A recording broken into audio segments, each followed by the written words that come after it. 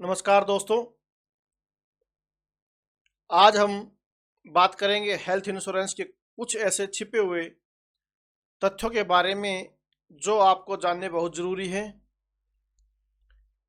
ताकि आप सही पॉलिसी का चुनाव कर सकें और बाद में कोई पछतावा न हो। वीडियो को अंत तक ज़रूर देखें ताकि ये आपकी मेहनत की कमाई को बचा सकता है। चलिए शुरू करते हैं। वीडियो अगर आपको पसंद आए तो प्लीज़ वीडियो को लाइक ज़रूर करें और अपने दोस्तों के साथ शेयर ज़रूर करें। सबसे पहले है वेटिंग पीरियड।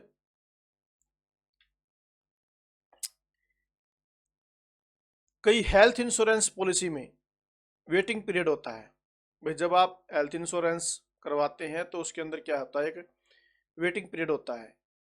क्या होता है, इसका मतलब है कि कुछ बीमारियों या प्री एग्जिस्टिंग कंडीशन के लिए इंश्योरेंस क्लेम तुरंत नहीं किया जा सकता है। यानी कहने का मतलब है कि भी कुछ बीमारियां ऐसी होती है जिसके अंदर जो क्लेम होता है वो आपको तुरंत नहीं मिलता। यह वेटिंग पीरियड 2 से 4 साल तक भी हो सकता है। कुछ बीमारियों में क्या होता है, जो वेटिंग पीरियड है वो 2 से 4 साल तक भी हो सकता है। तो आप जब पॉलिसी करवाते हैं तो इस चीज़ का आपने बिल्कुल अच्छे से ध्यान रखना है कि भी कौन कौन सी जो बीमारियां हैं जिसका जो वेटिंग पीरियड है 2 से 4 साल तक है, और किन किन बीमारियों का जो आप हेल्थ पॉलिसी करवा रहे हैं उसमें आपको तुरंत क्लेम मिल सकता है। इस चीज़ का आपने अवश्य ध्यान रखना कि वेटिंग पीरियड का आपने अपनी हेल्थ पॉलिसी के अंदर अवश्य ध्यान रखना जब भी आप हेल्थ पॉलिसी कोई करवाते हैं, क्योंकि बाद में पछताने से कोई फ़ायदा नहीं है। पहले अगर आप अच्छी प्रकार से पढ़ के देख के इंश्योरेंस करवाते हैं हेल्थ का, तो आप जो आपको क्लेम मिलता है वो ठीक प्रकार से आप ले सकते हैं। आगे चलते हैं। Network hospitals. नेटवर्क हॉस्पिटल ये क्या है? भी कैशलेस सुविधा तभी मिलेगी जब आप इंश्योरेंस कंपनी के नेटवर्क हॉस्पिटल में इलाज कराएंगे। भाई जैसे आप किसी भी कंपनी का हेल्थ इंश्योरेंस करवाते हैं, ये नहीं कि भी वो कंपनी है जो सभी हॉस्पिटलों में जाकर आप इलाज करवा सकते हैं। इलाज तो आप सभी हॉस्पिटलों में जाकर करवा सकते हैं, लेकिन कुछ जो हॉस्पिटल होते हैं वे कंपनी के पोर्टल पर होते हैं, जिनमें आपको यानी कि जो हॉस्पिटल कंपनी के पोर्टल पर होते हैं उनमें आप क्या है, कैशलेस सुविधा होती है। कैशलेस का मतलब है कि आपको वहाँ पर रुपया पे नहीं करना पड़ता, जो आपके इलाज पर खर्च होता है वो बीमा कंपनी खर्च करती है। और जो पोर्टल पर नहीं होते उसके में क्या खर्च आपको करना पड़ता है, बाद में आप बिल इत्यादि जो कंपनी को देती है उसके बाद आपका रिफंड आता है। तो आपने जब भी पॉलिसी लेनी है तो इस चीज़ का आपने अवश्य ध्यान रखना कि जो जिस भी कंपनी का आप इंश्योरेंस परचेज कर रहे हैं कि भी कौन कौन से हॉस्पिटल उसके पैनल पर है और ज़्यादा है या कम है, इस चीज़ का भी आपने अवश्य ध्यान रखना है। पॉलिसी खरीदने से पहले यह चेक करना जरूरी है कि आपके शहर में इनका नेटवर्क हॉस्पिटल है या नहीं। भैया आपने पॉलिसी करवा ली हेल्थ इंश्योरेंस की, और उस जो पॉलिसी आपने करवाई, जिस कंपनी के आपने मेडिकल इंश्योरेंस लिया है, उसका कोई अस्पताल आपके शहर में है ही नहीं और आपको इलाज के लिए दूर जाना पड़ता है। तो ऐसी पॉलिसी आप करिए जिसके हॉस्पिटल आपके शहर में हैं, यानी कि जो हॉस्पिटल आपके शहर में है उनमें उन कंपनियों का जो आपका इंश्योरेंस है वो चलता है या नहीं चलता है, वे हॉस्पिटल कंपनी के पैनल पर है या नहीं है।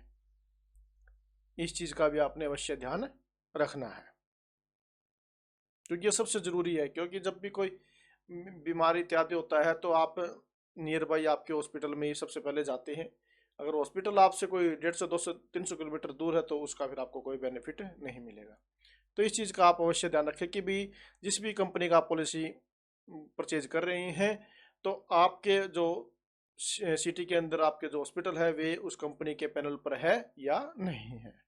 आगे चलते हैं। सब लिमिट्स और को पेमेंट। अब ये क्या चीज़ है?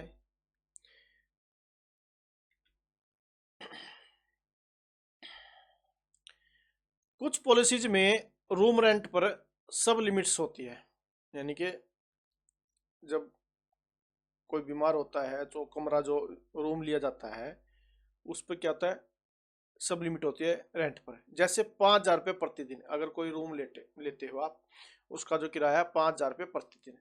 अगर आपने इससे ज़्यादा महंगा रूम लिया तो आपको अतिरिक्त खर्च खुद उठाना पड़ेगा, यानी कि पॉलिसी परचेज करते समय इस बात का अवश्य ध्यान रखें कि जब उसके अंदर रूम रेंट के रिगार्डिंग क्या कुछ लिखा हुआ कि भी आप कितने रुपए तक का जो रूम है वो आपको मिलेगा, ताकि आपके ध्यान में रहे कि भाई इतने रुपए तक का रूम मेरी पॉलिसी के अंदर है, उतने रुपए तक का रूम आप जब आप इलाज करवाए हैं तो उस टाइम आप ले, नहीं तो आपको एक्स्ट्रा चार्ज भरना पड़ेगा।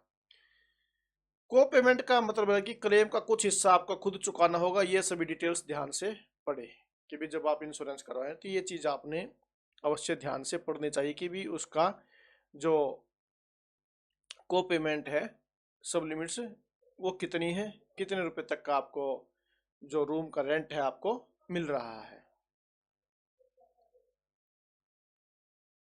आगे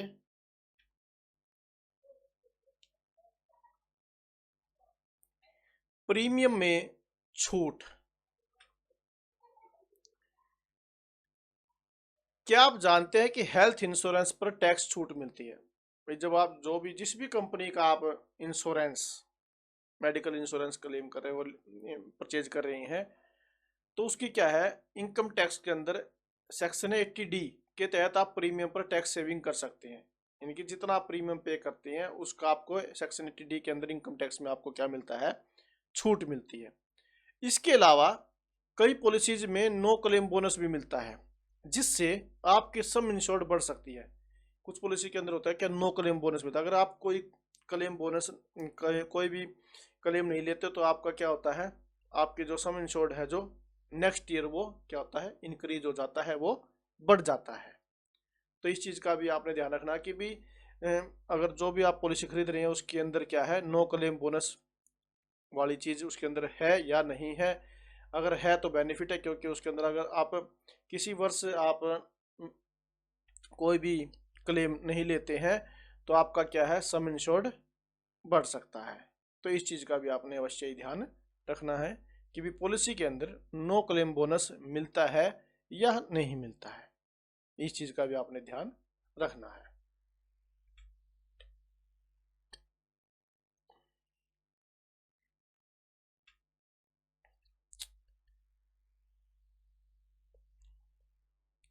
एजक्लूशंस, ये क्या है भाई, एजक्लूशंस हर पॉलिसी में कुछ बीमारियों या कंडीशंस को कवर नहीं किया जाता। इस चीज़ का आपने अवश्य ध्यान रखना कि भी जो आप बीमा पॉलिसी परचेज कर रहे हैं उसके अंदर क्या होता है, कुछ बीमारियां या कंडीशंस को कवर नहीं किया जाता, इन्हें एजक्लूशंस कहते हैं। यह समझना जरूरी है कि आपकी पॉलिसी किन चीज़ों को कवर नहीं करती है।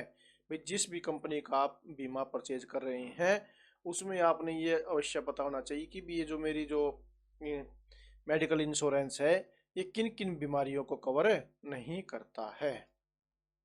तो इस चीज़ का भी आपने अवश्य ध्यान रखना है। तो दोस्तों ये थे हेल्थ इंश्योरेंस के कुछ ज़रूरी तथ्य जो आपको ध्यान में रखने चाहिए। अगर आप इसे उपयोगी पाते हैं तो इस वीडियो को लाइक और शेयर करें ताकि ज़्यादा से ज़्यादा लोग जागरूक हो सके। और हाँ, चैनल को सब्सक्राइब करना न भूलें। सब्सक्राइब करें और बेल आइकन पर क्लिक करें। हमारे साथ जुड़े रहें। अगली बार हम और भी काम की बातें लेकर आएंगे। Thank you very much.